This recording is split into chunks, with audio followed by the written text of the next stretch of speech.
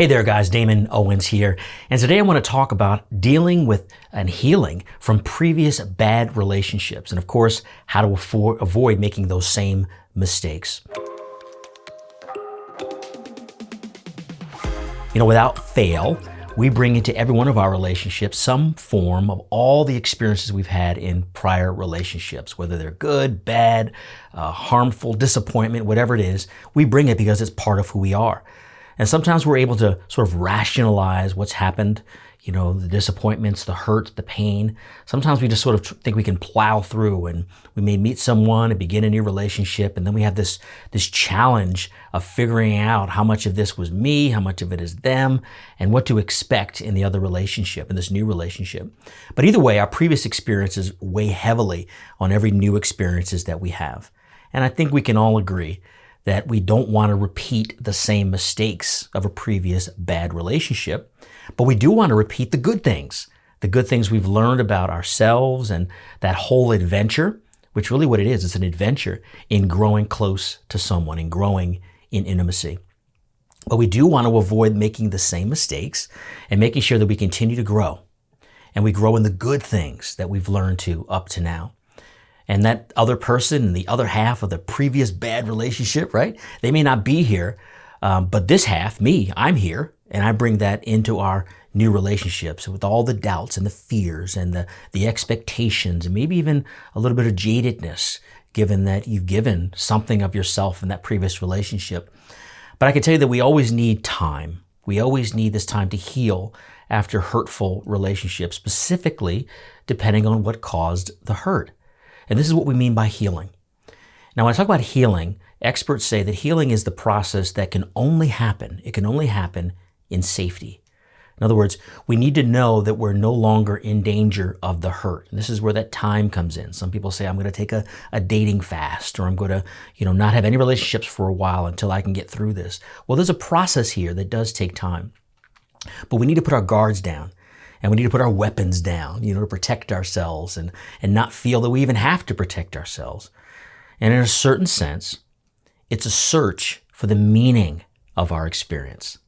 We had this, right? This relationship, but somehow we were hurt. It ended. Maybe it was a great relationship that ended, and the ending itself hurt us. Maybe there was a lot of disappointment. There was a lot of doubt. There was a lot of pain throughout the relationship in the other person, in ourselves. And maybe just, again, the whole game of dating, this whole system of dating and attraction. And sometimes we even need to forgive ourselves, and we need to repent from God. We could look at God and say, Lord, why did you let this happen? And we need time in that safety to sort through and to sort out the good, the bad, and sometimes even the ugly. And to hold on to the good, but avoid the bad, and especially the evil that may have hurt us. I think at the core, there are really two categories of hurts in our relationship that need healing. Two categories. Yeah, there are countless ways, but these two for sure are at the core of what really all hurts are in relationship. And the first is the question of whether I'm worthy to be loved for who I am. You've heard me talk about this before. Am I worthy to be loved for who I am? Not for what I do, not for what I accomplish, not for what I look like, but for the whole package of what makes Damon Damon. And that worthiness is something that's constantly needing confirmation, affirmation, from the moment that we're conceived, literally, until the moment that we die. And we're meant to grow in that confidence. And the second is whether other people are willing and capable of loving me. Are they even willing? Are they capable of loving me? Now, I used to say fulfilling my needs. And there's some truth to that, but it gets some confusion because we start to think that somehow other people are responsible for our needs. But at least that others are willing and capable of loving me. Or is everybody all out for themselves?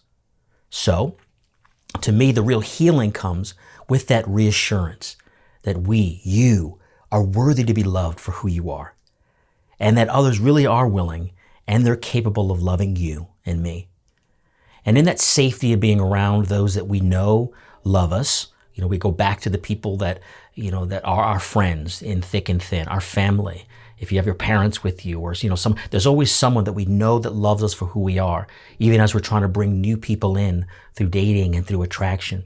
It's around those people that we feel safe, and we start to bandage up, if you will, our hearts, that have those doubts and the fears and the hurts that someone introduced, that maybe we're not worthy to be loved for who we are, that maybe our desire and need to be loved by another is unreasonable, and that we're putting too much on there. We need to heal our hearts from both of those lies. That to be a human person is to be for, it is to love. That we don't just fall in love as an emotional experience, but it's very human, that involves our mind, our intellect, our will, and our hearts, our passions and our desires.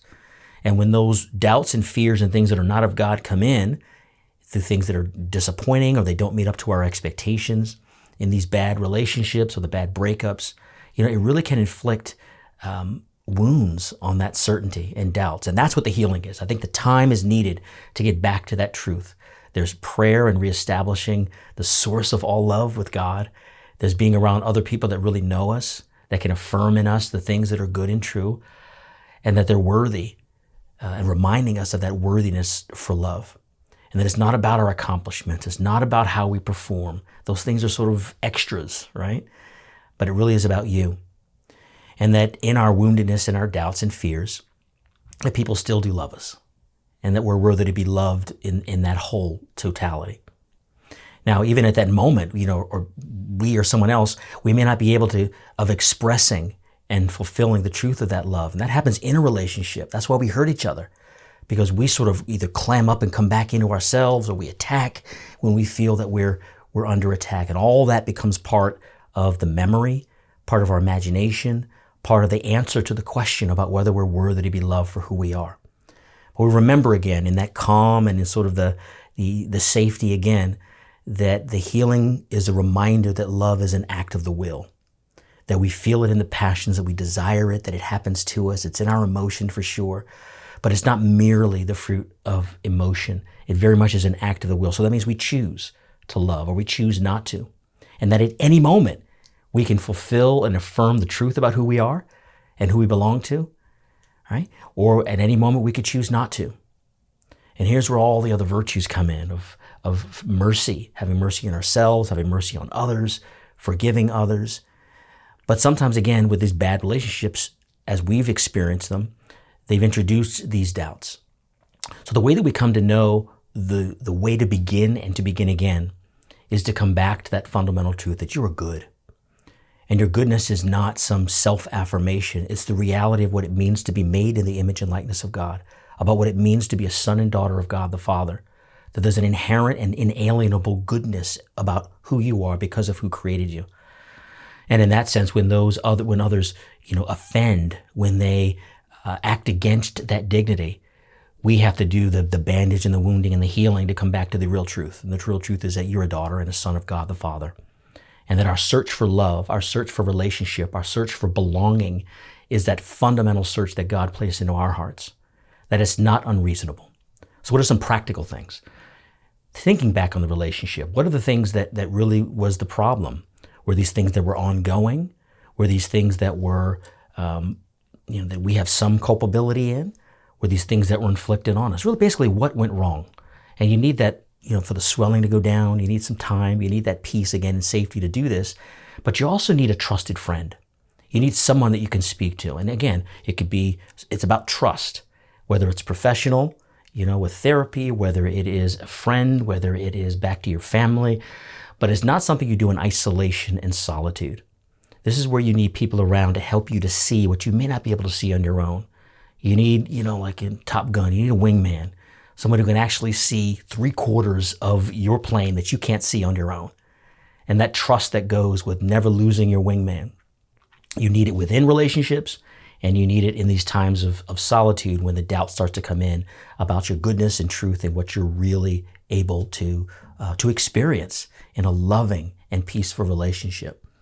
What happened? You ask God for sort of these lights and these people to help you to see what you can't see on your own. Second practical thing to do is really to pray and ask God for those who've hurt you, for the people that you may have hurt in the relationship, the things you've done, the things you haven't done. Ask God for that peace and that assurance of wanting to begin again and to begin new and to seek all of that healing for yourself and for others. Then you can move on to what we call a curiosity. You're curious about the relationship. Did you discover something about yourself? Are you curious about what you learned about the other person, about yourself? Because that's what relationships teach us. They teach us more about who we are and how we can become more of ourselves, how we grow. So even a bad relationship can be a place where with mercy and forgiveness and tenderness and safety, we can really cultivate a spirit of curiosity about learning how to love. Because just as we're experiencing love, we're also learning how to love. And we can restore that in us, different, but maybe even better, even after a bad relationship. We can be assured that when we enter into a new relationship, we're learning how to love better than we did before. So we begin and we begin again in that great spirit, in that great hope that this relationship is revealing more about who we are and more about who other people are, so that we don't give up. So don't give in to that spirit of despair. You see, when we fall into that despair, we end up having one of two extremes. Either the extreme of catastrophizing, that this is always going to be bad, and this was horrible, and I never should have done this, and this is the end of everything. And we all have that little tendency. That's on one end. And on the other end is sort of the repression, and to say, well, this is the game, whatever, let's move on and go to the next one, without any sort of reflection or engagement of what actually happened.